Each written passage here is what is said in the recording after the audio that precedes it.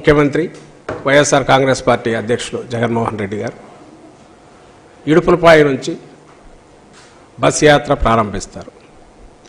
ఈ బస్ యాత్ర మొత్తం దేనికోసం, దేన్ని ప్రతిబింబిస్తుంది అంటే కార్యకర్తలందరినీ మేమంతా సిద్ధం అని సమాయత్తం చేయడం కోసం, సన్నద్ధం చేయడం కోసం ఎన్నికల సమరానికి ఆయన వాళ్ళను మోటివేట్ చేసే దిశగా ఈ కార్యక్రమం నడుస్తుంది.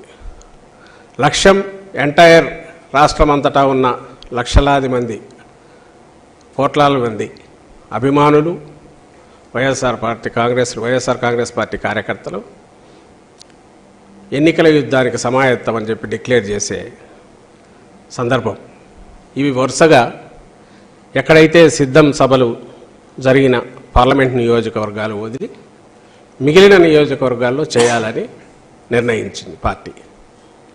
అందులో ఉజ్జాయింపుగా 27వ తేదీ ఏప్రిల్ 18 1-2 రోజులు వీలైతే తర్వాతకు అక్కడికి ఈ బస్సు యాత్ర ఎండ్ చేసి అప్పటికి వీలైనంత వరకు ఈ 4 పార్లమెంట్ నియోజకవర్గాలు తీస్తే మిగిలినవి చాలా వరకు కవర్ అవుతాయి.